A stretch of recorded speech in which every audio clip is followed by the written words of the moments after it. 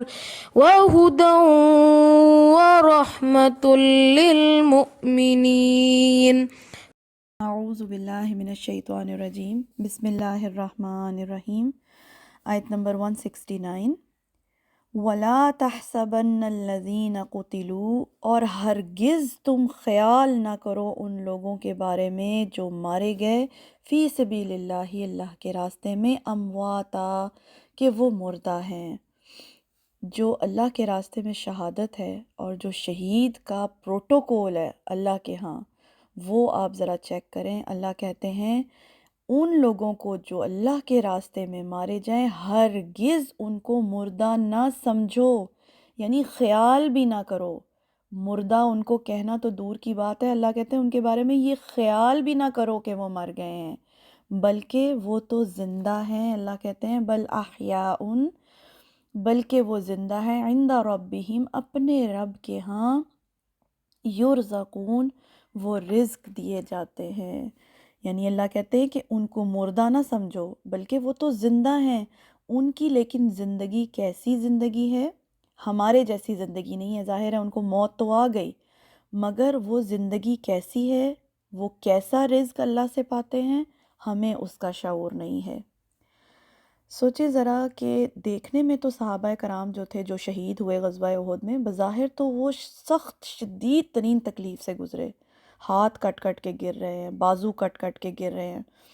حضرت مصعب بن عمیر رضی اللہ عنہ کے بارے میں آپ نے پڑھا، انہوں نے جھنڈا پکڑا ہوا تھا نبی صلی اللہ علیہ وسلم کا، اور جس وقت وہ شہید ہوئے تو صحابہ کرام نے آ کے نبی صلی اللہ علیہ وسلم سے کہا کہ یا رسول اللہ، مصعب بن عمیر کو دینے کے لیے کفن بھی کافی نہیں ہے، یعنی ان کے پاؤں ڈھکتے ہیں تو چہرہ کھل جاتا ہے، چہرہ ڈھکتے ہیں تو پاؤں کھل جاتا ہے، اور وہ مصعب بن عمیر جو اس قدر ویل ڈریسڈ تھے، اتنے خوبصورت تھے، اتنے مہنگے وہ پرفیومز استعمال کیا کرتے تھے مکہ میں، جب وہ مسلمان ہوئے تو ان کی ماں نے ان کو مکمل طور پہ ڈس اون کر دیا تھا، اور اب آپ دیکھیں کہ جب ان کو شہادت ملی ہے تو کور کرنے کے لیے کفن بھی کافی نہیں تھا، مگر اللہ تعالیٰ کیا کہہ رہے ہیں؟ اللہ ان کو اپنے پاس سے رزق دیتے ہیں۔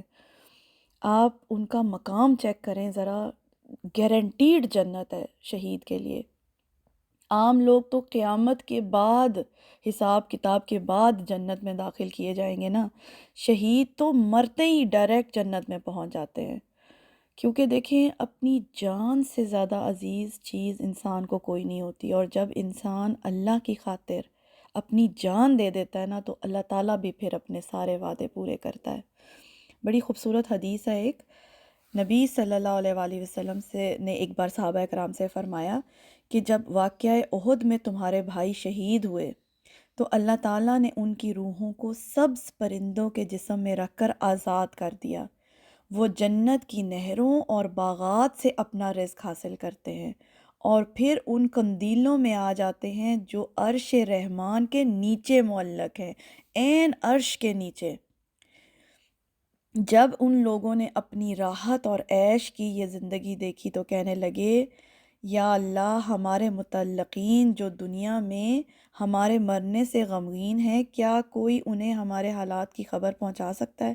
یعنی وہ اتنے وہاں خوش تھے کہ ان کا دل کیا کہ اللہ ان کا یہ جو حال ہے ان کا، اور اتنی ان کی جو پروٹوکول انہیں مل رہا ہے، یہ ان کے رشتہ داروں تک پہنچا دیا جائے خبر اس کی۔ تو انہوں نے کہا یا اللہ، کوئی ان کو یہ خبر دے سکتا ہے تاکہ وہ ہم پر غم نہ کریں اور وہ بھی جہاد میں کوشش کرتے رہیں؟ تو اللہ تعالیٰ نے فرمایا ہم تمہاری خبر ان کو پہنچائے دیتے ہیں، اور پھر جو ہے وہ سورہ التوبہ کی آیت نازل ہوئی کہ بے شک اللہ نے خرید لی ہے مسلمانوں سے ان کی جان اور مال اس قیمت پر کہ ان کے لیے جنت ہے۔ وہ لڑتے ہیں اللہ کی راہ میں، پھر مارتے ہیں، مرتے ہیں، وعدہ اللہ تعالیٰ نے پورا کر دیا جو اللہ کے ذمے تھا تورات اور انجیل اور قرآن میں۔ اور کون ہے اللہ سے زیادہ بڑھ کر اپنے وعدے کا سچا؟ سو خوشیاں مناؤ اس معاملے پر، اس سودے پر جو تم نے اللہ سے چکا دیا، اس سے بڑی کیا کامیابی ہو سکتی ہے؟ شہید کے جو فضائل احادیث کے اندر آئے ہیں، اب اتنا وقت نہیں ہے کہ میں تمام احادیث بتاؤں آپ کو۔ شہید کا پہلا خون کا قطرہ زمین پر گرتے ہی اس کی مغفرت ہو جاتی ہے، اور جنت میں اس کو اس کا ٹھکانہ دکھا دیا جاتا ہے۔